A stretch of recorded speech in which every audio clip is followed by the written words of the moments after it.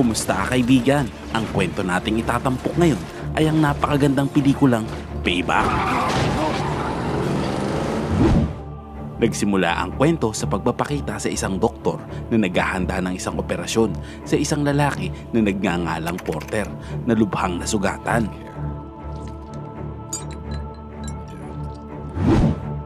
Pagkalipas ng ilang oras, maayos na gumaling ito at agad na nagpa siyang bumalik sa kanyang bayan upang makapaghiganti sa kanyang kaibigan na nagtaksil dahil ninakaw nito ang kanyang pera. Si Porter ay bihasang mandurukot dahil kung pumitik ay walastik at natuto na siyang mamuhay sa kalye gamit ang kanyang kakayahan. Isang umaga, kinuha ni Porter ang ilang dolyar mula sa isang lalaking pulubi upang makabili ng pagkain. Ilang sandali pa, habang naglalakad, mabilis niyang ninakaw ang pitaka ng isang mayamang lalaki na nakasalubong niya pagkatapos ay itinapon ang pitaka nito. Mautak din si Porter dahil nagawa niyang linlangin ang kahera sa bangko gamit ang bank account ng mayamang lalaki. Ginamit din niya ang credit card nito upang bumili ng magagarang damit at relo. Pagkatapos, ipinagpalit niya ang 3 mamahaling relo para sa baril na revolver sa isang pawn shop. Nang gabing iyon, makikitang naghihintay siya sa labas ng isang bahay at ang taong nakatira doon ay si Lynn. Lulong ito sa droga at dahil nakalimutan nitong ilak ang pinto, madaling nakapasok si Porter dito. Umikot siya sa loob ng bahay na tila may hinahanap. Pagkatapos ay nakita siya ni Lynn. Akala nito ay patay na siya. Pinagbasdan niya ang babae. Nakita niyang nakahay ito sa droga at sa higaan nito, katabi nito ang isang kahon na may laman pang bawal na gamot. Sinubukan ni Porter na tulungan si Lynn sa pamamagitan ng pag-alis ng kahon nito sa silid at nilak ang pinto. Ngunit si Lynn ay may nakatago pa palang droga sa sapatos nito at ito ang kanyang ginamit. Kinaumagahan, nakita ni Porter si Lynn na nag-aagaw buhay dahil sa overdose. Humiga si Porter sa tabi ni Lynn at binalikan ang 5 buwan na nakaraan bago pa man nangyari ang lahat. Lumalabas na asawa pala ni Porter si Lynn. Isang gabi, nakatanggap ng tawag si Porter mula sa kanyang partner na si Val tungkol sa pagnanakaw na kanilang gagawin. Kinabukasan, nagkita sila sa gilid ng daan.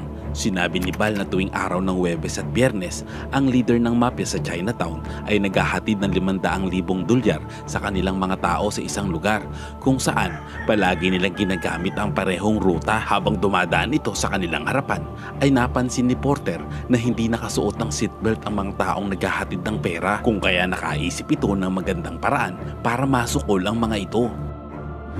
Pagkalipas ng ilang linggong pagpaplano, sa isang eskinita na laging dinaraanan ng Chinese Mafia ay inabangan ang pagdating nila at binangga niya ang sasakyan ng mga ito na naging sanhi ng pagkawala ng kanilang malay. Mabilis na lumabas si Porter dala ang bolt cutter upang kunin ang maleta na puno ng pera mula sa mga kaaway. Samantalang si Val ay pinagsusuntok ang isa sa mga ito kahit na hindi na ito makagalaw. Ilang sandali pa ay dumating si Lynn sakay ng isang kotse upang tulungan silang makatakas. Nang makarating sila sa kanilang hideout ay nagsimula silang magbilang ng pera.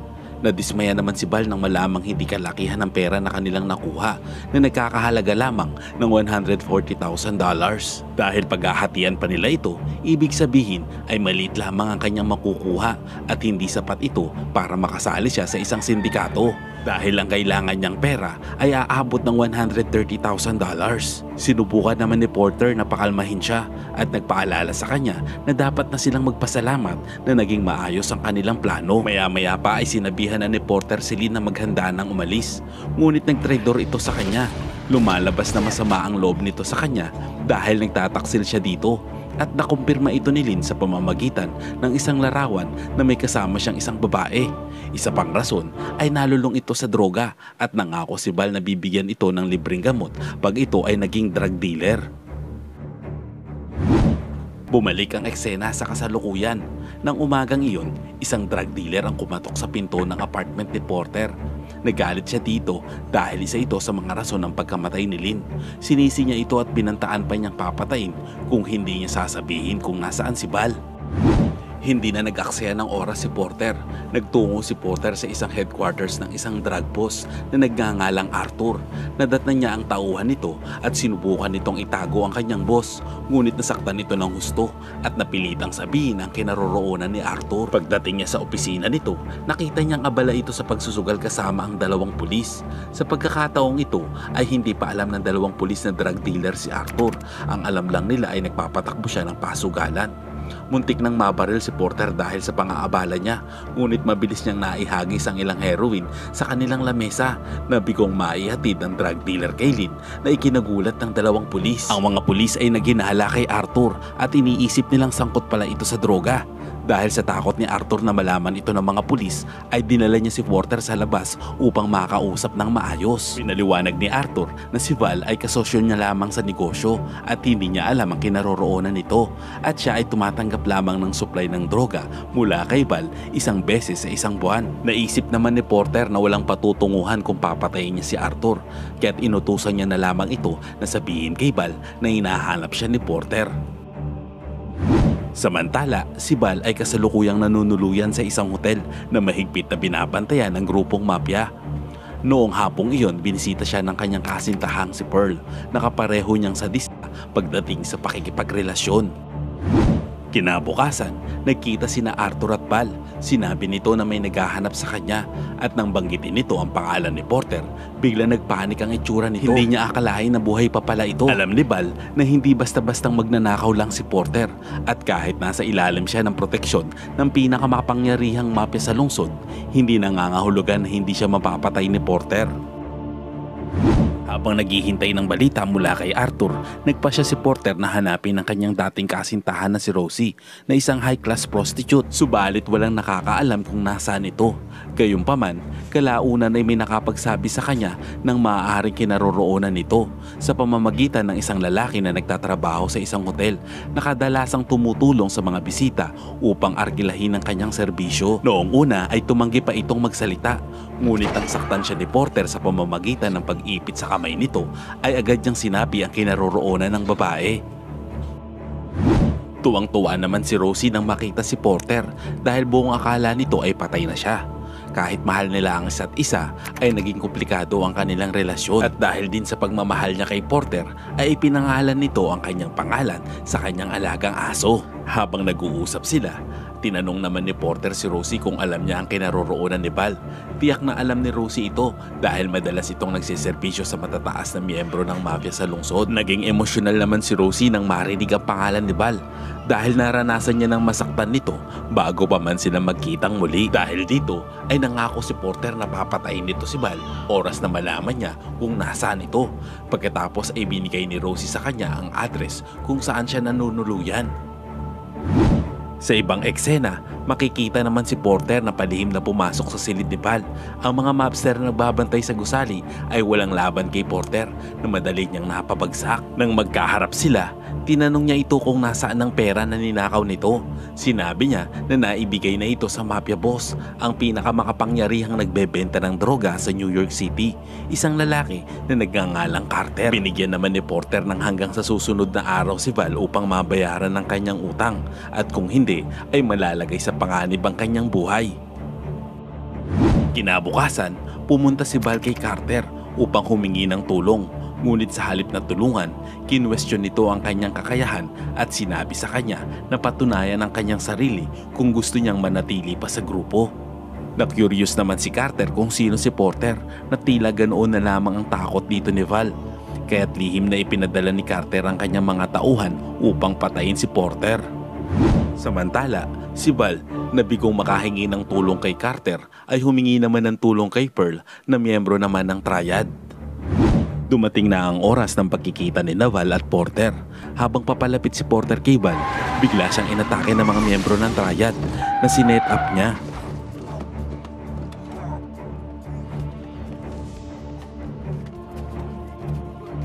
Wala siyang kalaban-laban sa mga ito at nang tatapusin na sana siya ay bigla namang sumulpot ang dalawang tiwaling pulis at natakot na mga miyembro ng triad dito kaya agad silang umalis. Malalaman na mula nang nakilala ng dalawang pulis na ito si Porter ay sinimulan na nilang sundan ang bawat kilos nito.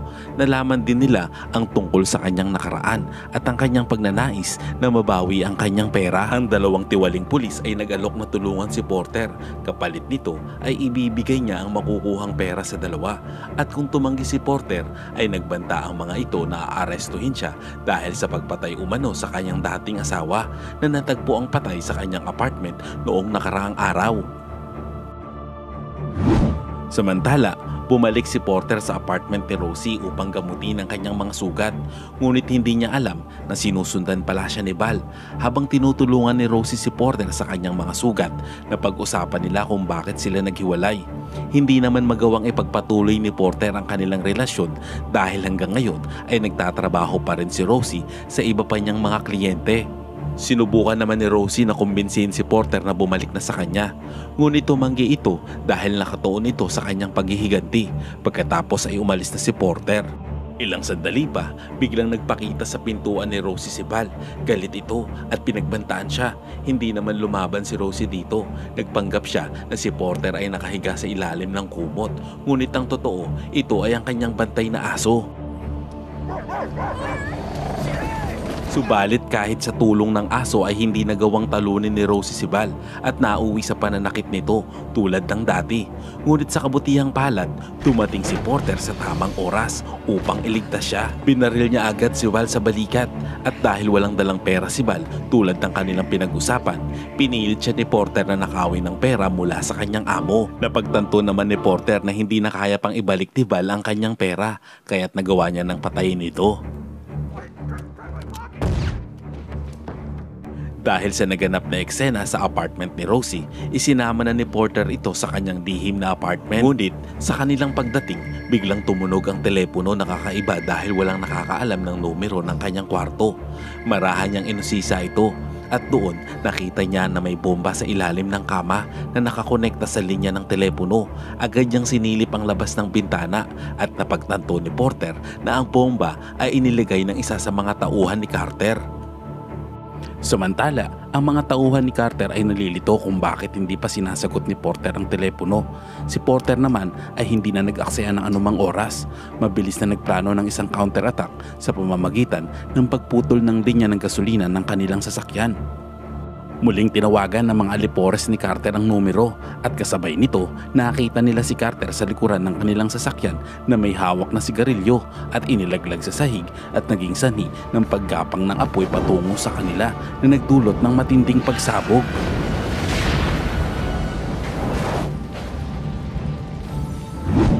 Sa ibang eksena, nagpasya si Porter na pumunta sa base ni Carter upang harapin siya ng personal. Bago pumasok sa loob, plano ni Porter na itago ang baril sa isang newspaper box. Ngunit biglang sumulpot ang dalawang tiwaling pulis at sa pagkakataong iyon ay kasama na nila si Arthur. Naiinip na ang mga pulis dahil hindi pa nila nakukuha ang pera na ipinangako ni Porter. Sinabi naman ni Porter sa mga ito na maghintay at magpasensya.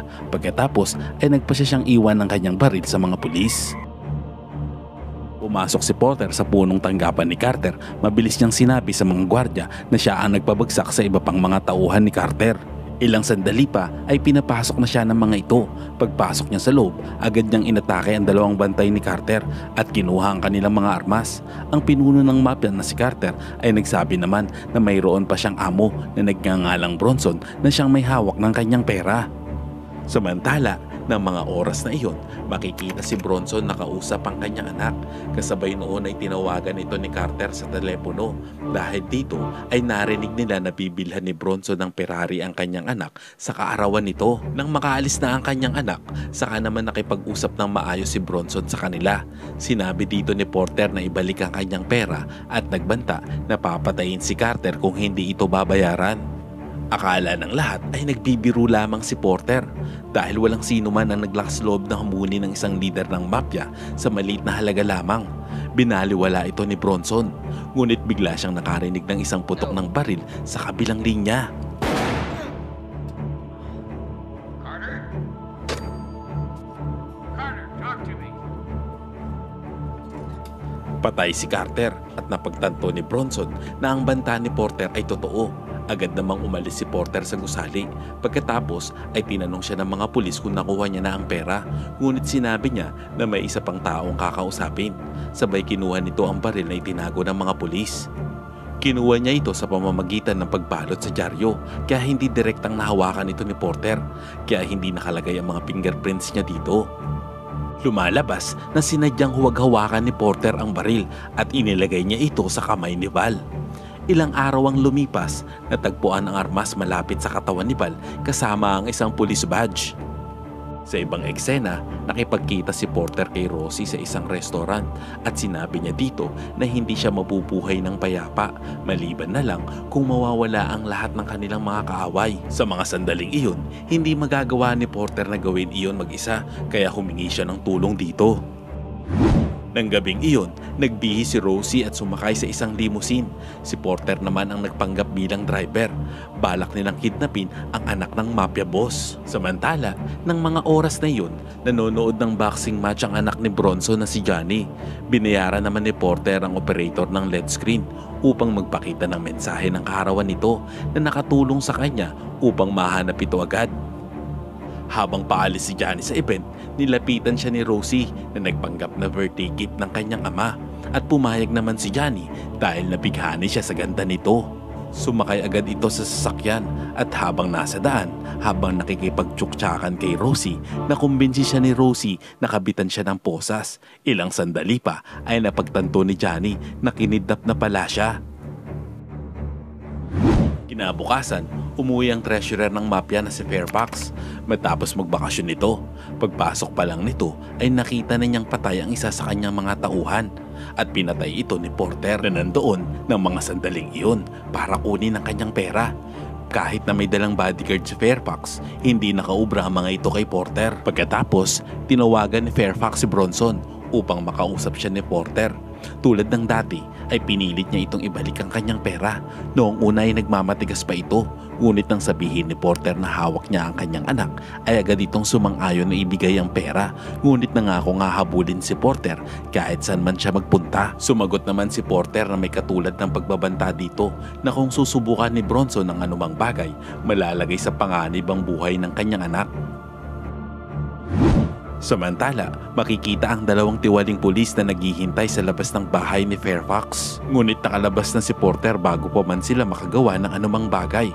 Sa pagkakataong iyon ay dumating naman ang miyembro ng Internal Affairs Division ng pulisya at inaresto sila. Iniugnay sila sa pagpatay kay Val dahil nakita ang kanilang mga fingerprint sa baril at ang badge sa pinangyarihan ng krimen. Samantala, kasama ni Arthur ang kanyang tauhan, sinundan nila si Porter sa isang taxi. Ngunit hindi sinasadyang pumasok si Porter sa kanilang bitag. Sa oras na iyon ay nais ni Arthur na huliin si Porter at dalhin ito kay Bronson na umaasang makakakuha ng lugar sa mafia family. Habang nakatutok ang baril sa ulo ni Porter ay nagawa niya itong agawin at nagkaroon ng kaguluhan sa loob ng sasakyan. Bigla naman silang inatake ng triad at pinaulanan sila ng bala ng mga ito. Ginawa namang pananggalang ni Porter ang katawan ni Arthur at nagawang makalabas ng sasakyan. Ilang sandali pa ay pinagbabaril sila ni Porter mula sa ilalim ng kanilang sasakyan at matagumpay na napabagsak ni Porter ang lahat ng miyembro ng triad. Tapos na sana ang lahat nang biglang lumabas si Pearl na nakatutok ang baril sa kanya. Ngunit naubusan na din ito ng bala at nang si Porter naman ang babaril kay Pearl ay naubusan na rin pala ito ng bala. Sa kasamaang palad, ang gulo ay hindi pa natapos dahil dumating naman ang mga tauhan ni Fairfax. Kinuha si Porter ng mga ito at dinala sa isang hideout. Sinimulang pahirapan si Porter ng mga tauhan ni Fairfax. Pinaamin nila ito kung nasaan ang anak ni Bronson. Matapos pahirapan, tumanggi pa rin si Porter na magsalita sa kanila. Ilang sandali pa ay dumating si Bronson na may dalang 130,000 cash bilang ransom. Inutusan ni Bronson ang kanyang mga tauhan na durugin isa-isa ang daliri sa paa ni Porter. Matapos durugin ng tatlo, sa wakas ay sinabi ni Johnny na nakakulong ito sa isang apartment na ngayon ay si Rosie ang namamahala sa pagbabantay dito. Agad na nagtungo si Bronson sa apartment. Sinama naman nila si Porter at inilagay sa trunk dahil wala silang tiwala dito. Gayunpaman, lingid sa kaalaman ng lahat na plano na pala ni Porter ang mga susunod na pangyayari. Umakyat si Bronson sa apartment kasama ng kanyang mga tauhan. Kasabay nito, nakatakas naman si Porter mula sa pagkakatali niya sa trunk. Agad niyang tinawagan ang numero ng telepono ng kanyang apartment. Lumalabas na nakasetup pa din dito ang bomba na inilagay ng mga tauhan ni Carter sa ilalim ng kutsyon. At nang sagutin ito ng mga kamote ay isang malakas na bomba ang sumabog sa paligid ng building. Ng mga oras na yun, sina Rosie at Johnny ay nasa ibang apartment nang sumabog ang bomba. Sina Bronson at ang lahat ng kanyang mga tauhan ay agad na namatay at sa wakas ay nakumpleto na ni Porter ang kanyang paghihiganti. Sa pagtatapos ng pelikula, sinundo ni Porter si Rosie. Plano na nilang lumipat sa Canada at ang pera na dala ni Bronson ay ligtas na nakatago sa loob ng kotse. Sapat na para makapagsimula sila ng bagong buhay sa isang bagong lugar. Salamat kaibigan at umabot ka sa punto ng video na ito. Anong masasabi mo sa ending ng kwento? Kung nagustuhan mo ito ay pwede ba ako makahingi ng like? At pakitype naman sa comment section ang salitang payback. At kung bago ka naman sa ating munting channel ay pasubscribe naman po bilang suporta para maipagpatuloy natin ang paghahatid ng magagandang movie recap. Panoorin mo na rin po ang buong movie pag may time ka. Sana'y nagustuhan mo kaibigan ang kwentong ating itinampok. Kung magkagayon ay baka naman pwedeng pakilike ang video ito at pasubscribe na rin sa aking channel. Kung hindi mo naman ito nagustuhan ay pwede mong pindutin ang dislike button ng 2 beses para makasigurado ka.